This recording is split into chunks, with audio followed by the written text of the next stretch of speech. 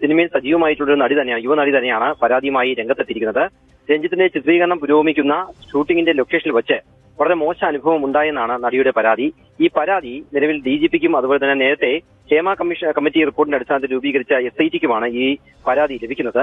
ആ പരാതി വിശദമായി പരിശോധിച്ച ശേഷം ഈ പരാതിക്കാരിയോട് സംസാരിച്ച ശേഷം Kochi city police commissioner Kaliraj മഹേശ്വറിനെ അത് കൈമാറുകയായിരുന്നു. കാളിരാജ് മഹേശ്വറിന്റെ നേതൃത്വത്തിൽ ഒരു പ്രാഥമിക അന്വേഷണം നടത്തിയ ശേഷമാണ് എറണാകുളം സെൻട്രൽ സ്റ്റേഷനിൽ ഈ പെൺകുട്ടിയുടെ മൊഴി രേഖപ്പെടുത്തുകയും രഹസ്യ മൊഴി രേഖപ്പെടുത്തുകയും ചെയ്ത ശേഷമാണ് ഇപ്പോൾ അറസ്റ്റിലേക്ക് നീങ്ങിയിരിക്കുന്നത്. സംവിധായകൻ രഞ്ജിത്തിനെ വൈകാതെ തന്നെ കൊച്ചിയിലെത്തിച്ച് മറ്റ് വൈദ്യ പരിശോധനകളെല്ലാം നടത്തും. ഒരുപക്ഷെ ഈ പറയുന്ന വിവരം നേരത്തെ പുറത്തു പോയിരുന്നെങ്കിൽ നേരത്തെ 2 കേസുകൾ രഞ്ജിത്തിനെതിരെ വന്നിരുന്ന ഒരു ബംഗാളി നടിയുടെ ഒരു പരാതിയാണ്. അതിനുശേഷം വന്നിട്ടുള്ള ഒരു പരാതി എന്ന് പറയുന്നത് മറ്റൊരു ചെറുപ്പക്കാരൻ കോഴിക്കോട് നിന്നുള്ള ഉന്നയിച്ച ഒരു പരാതിയാണ്.